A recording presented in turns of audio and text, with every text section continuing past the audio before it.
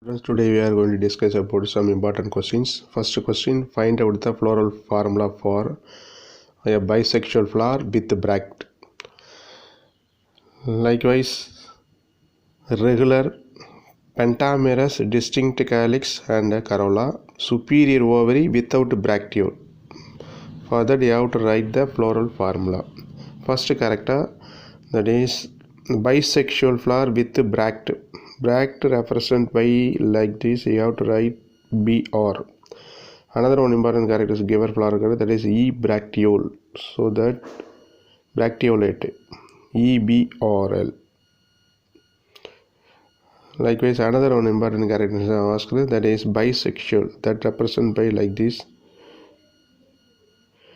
Then another important character, calyx 5, pentamerous. Calyx represented by K, pentamerous means 5, K5. Then corolla, that also pentamerous, distinct, so C5. Another one important character is given, that is superior ovary, gynoecium.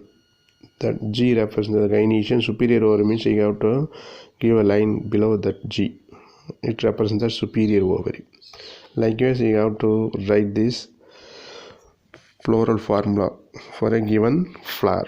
Here also some examples also there, that is male flower, staminate flower, pistillate flower, symbols also given. You see that bisexual flower means like this, calyx means K is given. Likewise, corolla means that represented by C, androecium represented by A. These are some examples. Ovary, that is given here, you see. Another important question, give the technical term for the following. First technical term, a sterile stamen. For that you have to represent. Sterile stamen means staminode, that are known as staminodes. Here you see that staminode. Sterile stamens are called staminode. Likewise, another term, stamens are united. Stamens are united, that is bundles, united stamens. Monodelphous, diadelphous, likewise, but they are attached. Likewise, another one, stamens are attached with the petals, that represents that epipetalous, referred as epipetalous. The stamens are attached with the petals, so that it is said to be epipetalous stamens. Then another important question, write the differences between racemose inflorescence and cymose inflorescence. Here you see that first one, that is one type is Saurosis. Another one type is synchronous. So entire inflorescence develops into a fruit. For that best example, you see that jackfruit. For synchronous type is that ficus. Likewise, the aggregate fruit best example, polyalthia. See that polyalthia is best example for aggregate fruit.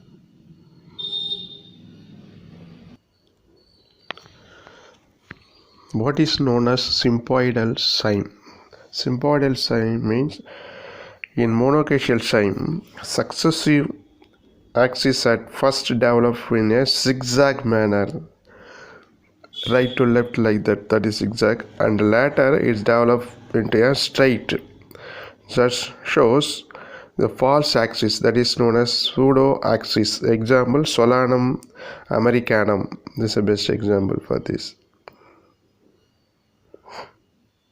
Explain the different types of placentation with the example. First, what is means by placentation? The mode of distribution of placenta inside the ovary is known as placentation. The first one is marginal placentation. It is with the placenta along with the margin of the unicarpellate ovary. Example, Fabaceae. You see here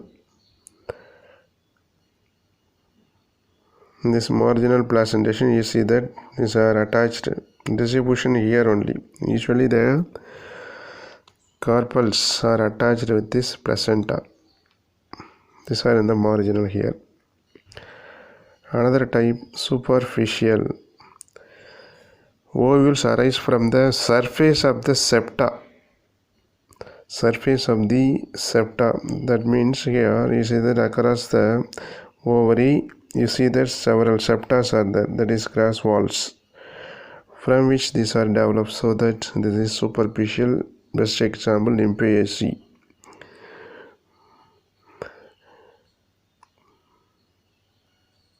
Another, free central. It is with the placenta along with the column in the compound ovary without septa. Here you see that septums are there, grass walls are there. Here not found that like this. So for this example, caryophyllaceae. Another one, axial placentation. The placenta arises from the column in a compound ovary with septa. Here also septum is there. That is, separate the ovary into several chambers. These are the chambers. In between that you see that septas are there. So the placenta distributed in the axis. So this is axial places here only. So the carpels are attached to that in the central. So that this is axial. Example, hibiscus, semperthi. Another type, parietal. It is the placenta on the ovary walls or upon intruding the partitions of the unilocular compound ovary. For best example here also, this is cucumber, Valerie. Next to the basal, it is the placenta at the base of the ovary. Arises from the base. For this example, sunflower, all Asteraceae family.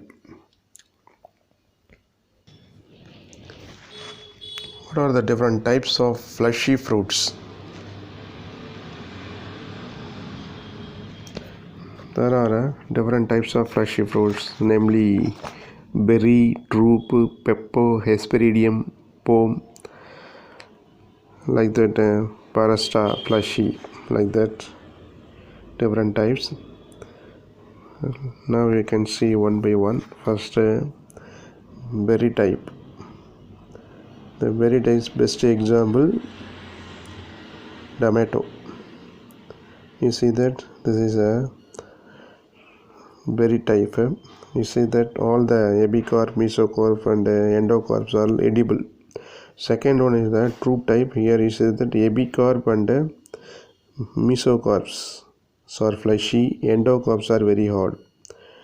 Such a type is known as drupe. These are developed from the monocarpellary superior ovary, one-seeded.